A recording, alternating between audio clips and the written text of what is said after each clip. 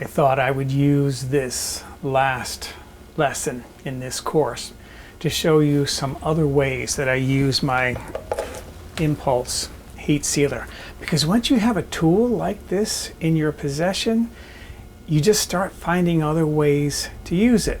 I'm going to show you, for example, some ways of keeping foods fresh or protecting them from the bugs. One of my ways of using it to protect my camera's remote control by heat sealing it inside of a little plastic packet. It's hermetically sealed and protected. I can get food on it when I'm working. I can rinse it off. I can wash it off. It keeps it as clean and pristine as the day that I received it in the mail. So let's look at some other ways that I use my impulse heat sealer. I have set aside here a number of items, packages that I've intentionally left open so that I could use them in this demonstration. You might remember in one of my earlier lessons I used some pasta to make pasta fagioli. In the meantime, I've just held the package closed with this potato chip clip. There's my opening right there. Place that on my heat sealer. Seal it. And there it is. Sealed. That'll keep the bugs out. It'll keep my pasta from getting damaged by moist air, humidity, whatever. I have here a bag of powdered sugar. I use some of this to garnish some pieces of cake that I made. Now I can seal this up, keep the ants out.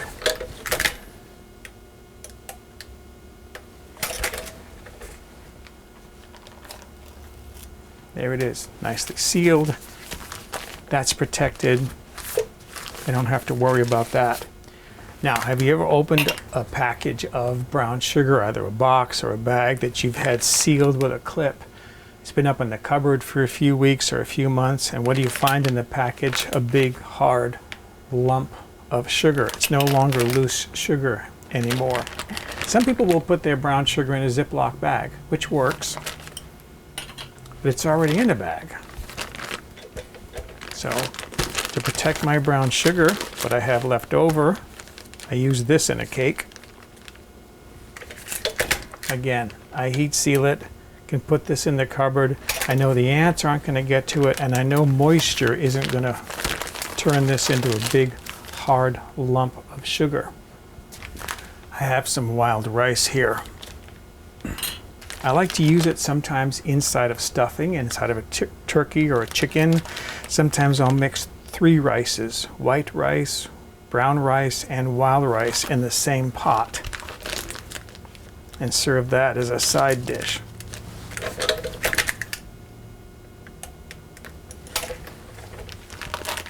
Sealed, ready to put in the cupboard. That's going to stay safe. The bugs aren't going to get into that. Some packages come already with a zipper enclosure. That makes it handy. You can take out what you want, seal the package closed, it stays protected, but not every package has a zipper enclosure to it. These didn't. This is a little package of sliced almonds. This is already resealed. I use this on top of a cake.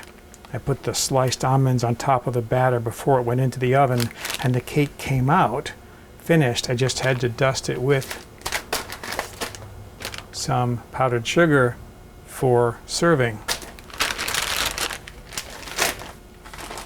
This was an expensive package of pasta that I bought. This is spinach tagliatelle.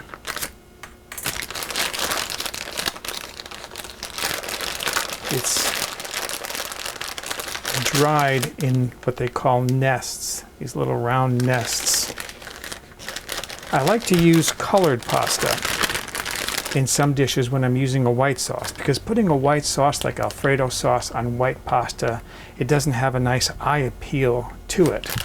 So I'll buy spinach pasta or tomato flavored pasta, because I want the color, but I want to protect this because this will get bugs in it.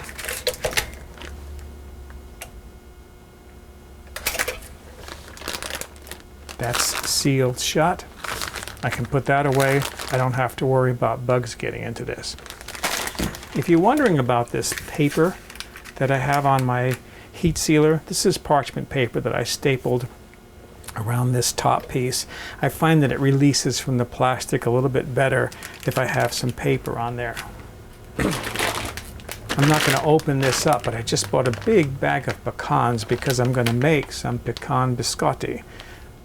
After I take out the pecans that I need, I can heat seal this shut because, again, that's how this bag is sealed already. It's heat sealed on the top. When I showed you my Impulse heat sealer in the first lesson, I mentioned this dial on the front. This regulates the impulse, or the amount of time that electricity is passing through the heating element that melts the plastic and seals it together. You might need a longer impulse when you're working with thicker layers of plastic, and let me show you an example. This is my coffee. I like coffee. I have a cup on the side right now that I've been sipping. And this is my favorite brand of coffee. I buy this at the warehouse store. It comes in a 3-pound package, which is kind of big. I met the representative of this company at the store one day, and I asked him, what's the best way to store this coffee? Refrigerator, freezer? He said, until the package is opened, it can be stored at room temperature and it'll remain fresh up until the expiration date that's on the package. But he said once the package is opened, then it's best to either refrigerate it or, better yet, put it in the freezer. So what I do is I take out enough to fill a plastic container, and I store this in the refrigerator, and I grind the coffee beans as I need them, but I can't get the entire 3-pound bag in this container. So I put the rest in the freezer, but before I put it in the freezer, I seal the top. And because this is kind of thick, this plastic, I use the longest impulse time on my heat sealer, and I actually do this twice. I'll put it in the sealer, seal it one time, flip it over, and seal it again to make sure that it's really well sealed, and then I can store this in the freezer. I have another way that I use my heat sealer and poly tubing. I travel occasionally, and I want to bring my camera equipment with me, and I might want to pack some extra batteries, but I don't want the batteries to be loose in my luggage or my camera case. I don't want the batteries to jostle up against each other and the terminals to contact and then possibly discharge the batteries because they're fully charged when I pack them. I don't want to go to use them and find out that they're discharged, that they're dead. So I just simply seal them in little plastic pouches the same way I would my minute meal portions. It keeps the terminals all separated, keeps them all covered. They can't bump into anything and discharge. Batteries are going to be ready to use, fully charged when I need them. Now, sometimes the oddest challenges pop up, and I'm able to solve the problem with my Impulse heat sealer and poly tubing, and I'm going to give you one example. I told a friend of mine, she's out of state, that I had successfully germinated 2 citrus seeds. And just to explain that a little bit, a lot of seeds, you buy them dry, you put them in soil, when they get wet they start to germinate and sprout and you have plants. Citrus seeds are different, lemon, orange, and so forth, grapefruit. If the seeds dry out, that's it, they're dead. You have to keep them moist. Some people plant them in moist soil, but what if they don't germinate? You wait 3 or 4 weeks and nothing comes up. What I do is I put the seeds in a glass container with some damp paper towels, and then I keep them moist, cover it with plastic, and I watch them to see if they're going to germinate. And if they germinate, then I plant them in the soil. And I did 3 seeds and 2 of them germinated, 1 of them didn't. So I told her that I was planting one of the seeds in soil because I want a little orange tree outside of my home. I did some major landscaping lately, and I want some potted plants around my home. And she asked me, what are you going to do with the other seed? I knew she wanted it. And I said, well, I don't have any need for it. Can you send it to me? And it's okay to send something like that through the mail because it's not an invasive species of plant. It's an orange tree. So how do I send this to her in the mail? Because it's kind of delicate right now. There's a little bit of a root coming out of it. If it dries out, it's going to die, and it's going to spend 4 or 5 days in the mail. Well, that's where my impulse heat sealer and polytubing comes in. So let me show you what I'm going to do. So in here is my mandarin orange seed. I have a single layer of paper towel over the top, so I can check on it once in a while. I don't know how well you can see that on camera, but it's got a good 3/4 inch root on it. Over here on the side, there's a little green shoot coming out with what looks like 2 little tiny leaves just starting. So this is a germinated mandarin orange seed that is ready to go into the soil. And how I'm going to protect this is I'm going to take this, put it inside of a little plastic pouch like so.